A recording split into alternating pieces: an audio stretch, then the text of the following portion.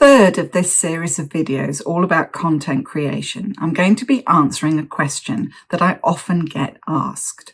Will starting a YouTube channel help me to find clients for my EFL, ESL or MFL freelance business? The answer to that question in a nutshell is probably yes, but only if you go about it in the right way. So keep watching for my take on why I think it can be a good idea to have your own YouTube channel to find clients, with reflections based on my first year with my YouTube channel. And I'll also look at some of the factors that you need to take into account in order to make your YouTube channel successful. I'm Rachel Roberts and I help ELT, ESL and MFL freelancers like you develop a business model and strategy so that you can work less and earn more. Join my membership, the Confident ELT Freelancer Collective, or dig in deep and work with me on my 6-month deep dive small group program designed to flourish. Details of both are in the description below this video. Perhaps the first thing we need to do is to draw a distinction between setting up a YouTube channel in order to attract potential leads and clients and setting up a YouTube channel with the main aim being to monetize it. While it is sometimes possible to do both, I think it's vital to pick one of these as your main purpose. For me, it's not really about monetization. Just as well, really, because you really do need an awful lot of followers to make that work for you. There are plenty of creators with tens of thousands of followers and even several million view videos who are still only making maybe a couple of £100 a month. The main aim of my channel is to attract and nurture potential clients. Of course, I recognize that probably the majority of those people who are watching this channel will never actually turn into paid clients. And that's fine. But for those who are seriously considering getting expert help with their business, I'm hoping that this channel will act as a way of checking out who I am, what I have to offer, and how I could help you make your business work in the way that you need it to. So for the purposes of this video, I'm going to assume that you have the same motivation in starting a YouTube channel.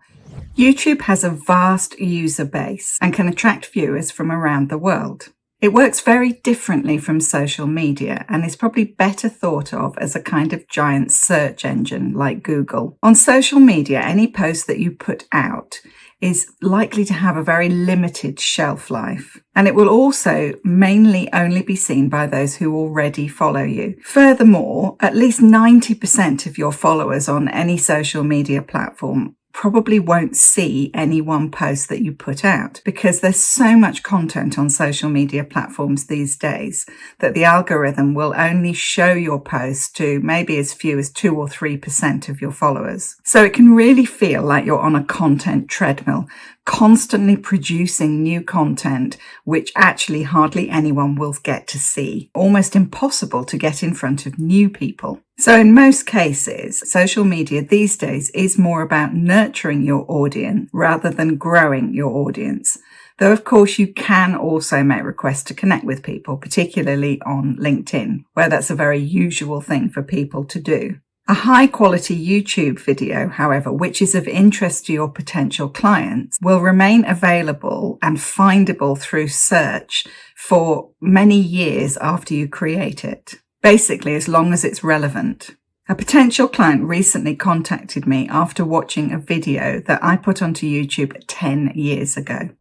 So by consistently producing high quality and relevant content on YouTube, educators can position themselves as experts in their field and take advantage of what is sometimes called the Netflix effect, where potential clients find one video and then stay and binge more and more of your content. Again, something which is much more difficult to achieve on social media. And as they do this, hopefully they're becoming more and more convinced that you are the person that they need to work with in order to get the results they're looking for. You can also directly promote your courses and services within your videos and in the video descriptions, and you can add links to your website or your lead magnets. benefits. Through being responsive in the comments section on YouTube and perhaps using the community feature as well, in addition to sharing through your social media channels, you can foster a sense of community with your potential clients and a supportive place for them to come. And you can, of course, also carry out live sessions on YouTube, which can also help to create a sense of community. Though personally, I choose to do this on LinkedIn, and then I have the videos on my YouTube channel later on.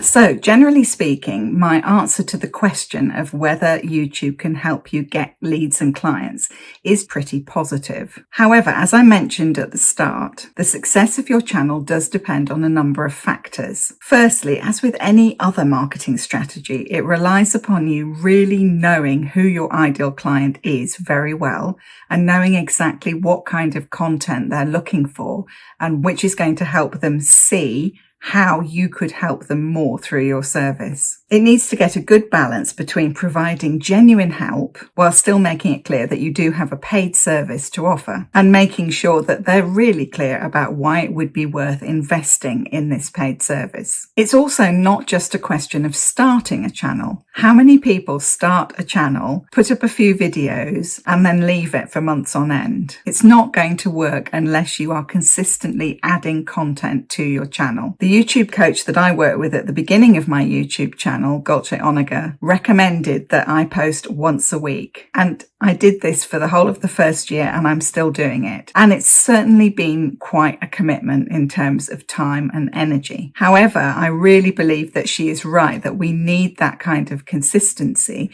and we need to build up a kind of core amount of content.